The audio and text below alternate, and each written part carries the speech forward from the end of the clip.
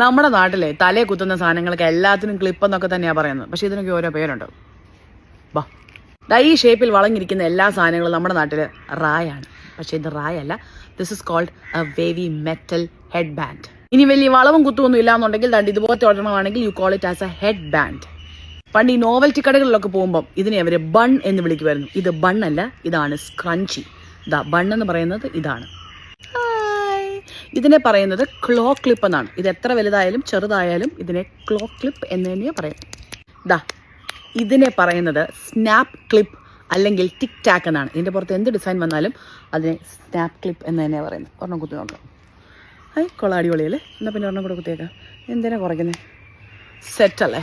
Look at me, ain't I pretty?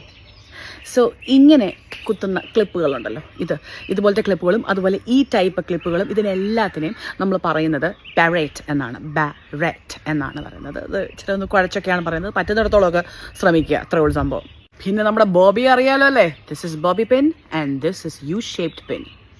ഈ beautiful products നമുക്ക് അയച്ചു തന്ന മൈ ലിറ്റിൽ ബോ ഷോപ്പിനോടുള്ള പ്രത്യേക നന്ദി അറിയിച്ചുകൊള്ളുന്നു. എൻ്റെ സൂസം ഇതൊന്നും പഠിക്കാൻ ഞങ്ങളെ കൊണ്ട് പറ്റുമല്ലോ. ഇതൊക്കെ ഭയങ്കര പാടാ. ക്ലിപ്പ് നിങ്ങൾ പറഞ്ഞാൽ പോരെ എന്നാണ് നിങ്ങൾ എന്നോട് പറയുന്നതെങ്കിൽ. വീടും പറമ്പും എഴുതി തരാൻ പറഞ്ഞില്ലല്ലോ, പൈസ മുടക്കൊന്നും ഇല്ലല്ലോ, ചുമ്മാ പടി.